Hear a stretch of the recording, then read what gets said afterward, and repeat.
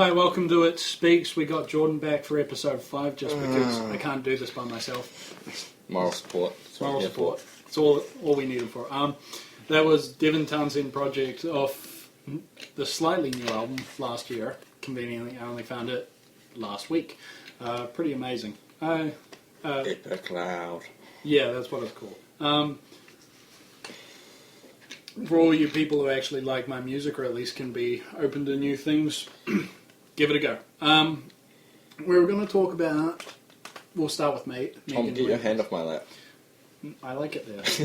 We'll start off with Megan is Missing, because, I mean, you've seen it. Yeah. I want to see it. Dude, it's like the most disturbing fucking hard-hitting movie. Like, at first it's just this, like, you know, preteens talking to the dudes on the internet, going to parties, and there's the one who doesn't fit in.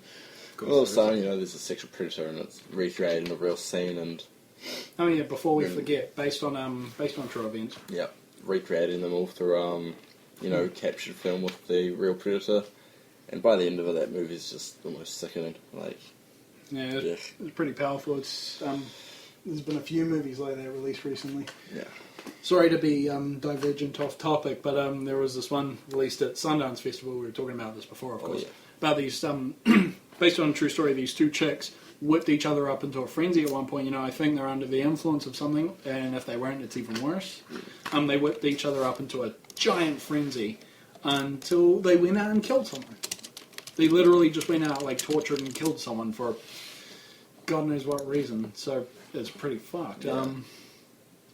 But yeah, it's like some of those movies are pretty amazing. Yeah, like drugs do that kind of thing. You just take them and you go kill people.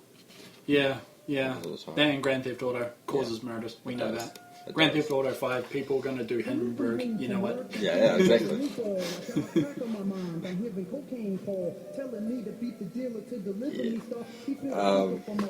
There was a... I need some drugs. Is there any... No, that's the one for us. No, it wasn't that. I was going to ask if there's any really notable scenes apart from the end, which you told me about, and Megan is missing. It's not really. It's more just the whole movie's build up to the end. Yeah. So there's nothing really notable.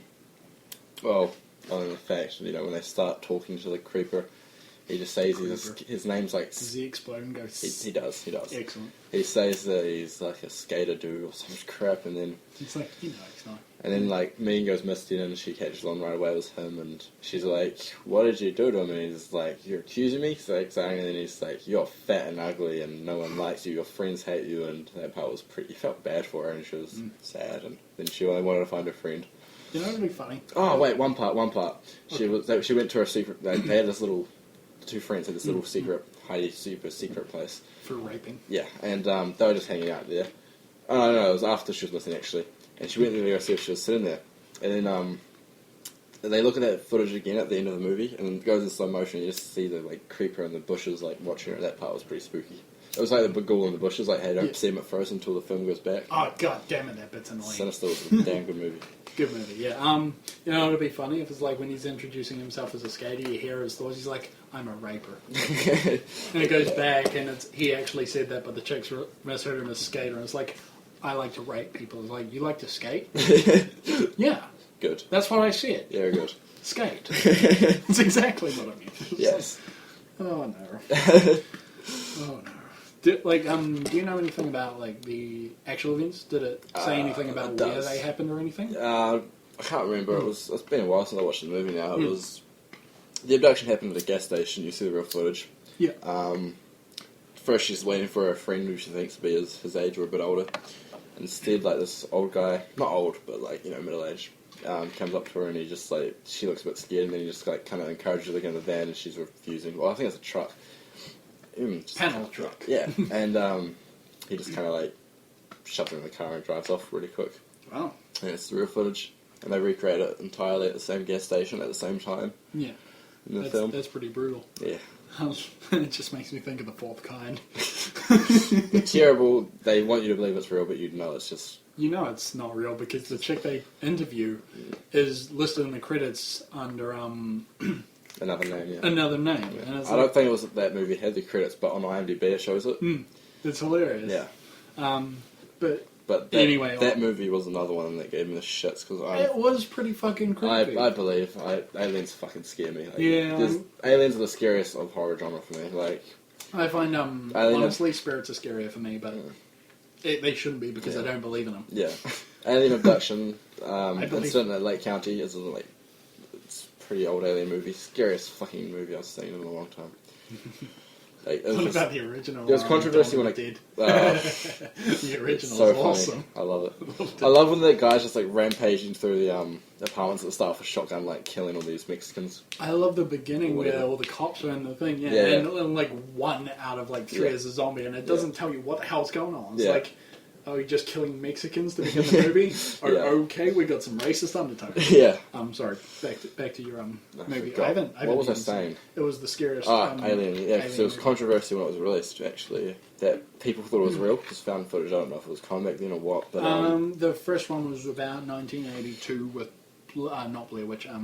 Cannibal Holocaust. That was the popularizer. There would have been more, but yeah. that was the first one to really hit cinemas. Well, then Blair Witch. Yeah, the controversy following that film, people thought it was legit, real invasion. Of course they did. Yeah, like the whole War of the Worlds things when they had the radio hosts announcing an alien attack and people didn't realise it was a story. Nice. People go outside and check the list, guys. Of course they would. They go outside when it's an invasion of shit coming from us. Yeah, exactly. I remember. We gotta take a look at it. It might not kill us.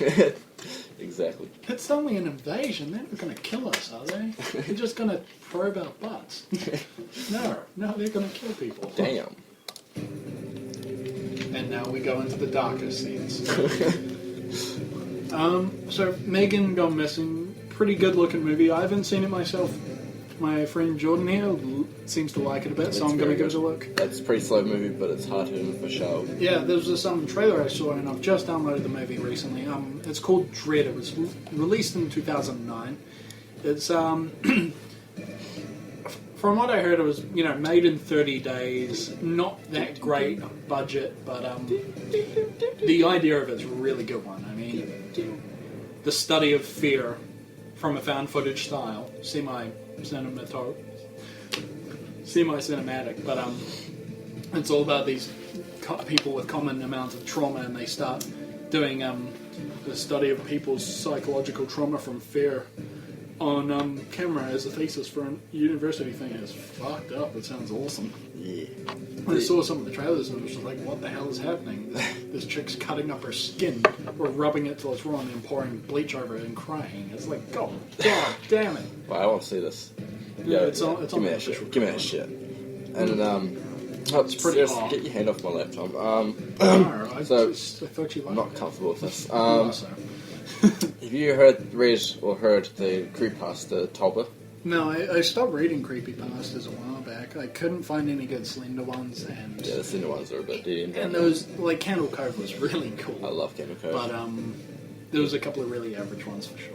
Yeah. There was a good Alien one until I found it. Yeah, the alien ones is quite a few And good ones. The Missing, I believe it's called. No, not the Missing. I haven't read all of them, of course. The obviously. Mannequin, something like that. The it's got the- Expressionist. Hey? Like the Expressionist. That's the one. That is so that fucking good. Creeped me out, Yeah. and it shouldn't have. Yeah. It was just the picture it showed. I Yeah. don't know what it was. That was a just training creepy. mannequin. Yeah, I know. Yeah, but yeah. it looked exactly I like trained what you them. imagined. Yeah. This is like, Miss not Shadow over. Love's voice in that for the Mr. Creepypasta version was just so good. When she Christ, I said, "I am wouldn't want God," to hear that. it was so good.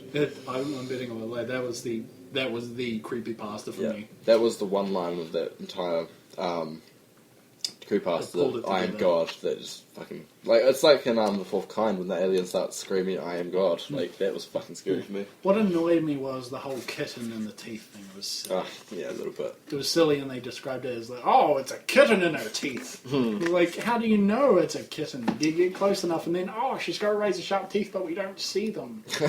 Exactly. Like, how do you not? They're like describes them as like a good inch. But yeah, the Expressionist really creepy, really good creepypasta. One of the better ones. What was the one you were going to tell me about? Tolba, it's so good. This guy like has this whole thing where he's poor and he has to go look for money with like not really social experimentation. just like lab rat kind of shit. Oh, And you get a good amount of money for that. yeah, and There's a couple of advertised in student magazines. I'm going to do some. Yeah, I've seen some popping up on Facebook. You get but paid. basically, this guy went along and he had to imagine himself sitting across from him and visualise what they called his tulpa. And then basically, they speed it up a bit. He got really good at it.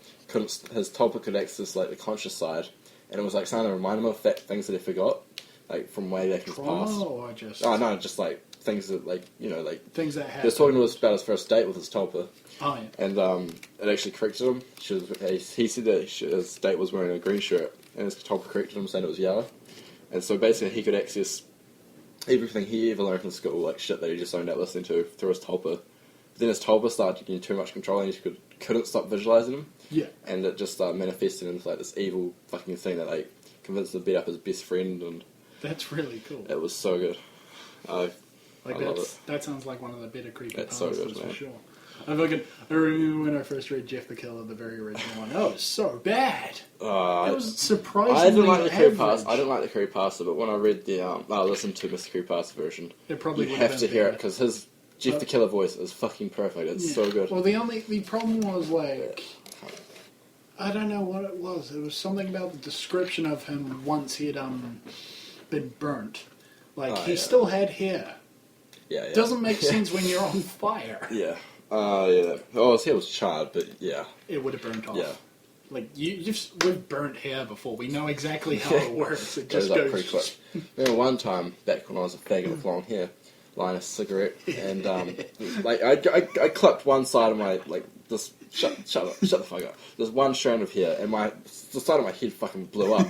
I was like fucking freaking out, running around like patting on my head and like made a fucking fool out of myself. And you smelled bad for a few days I did, yeah. Then I had to get a haircut because I just had like this chunky hair missing out the side of my head. I will never stop laughing at that. That's hilarious.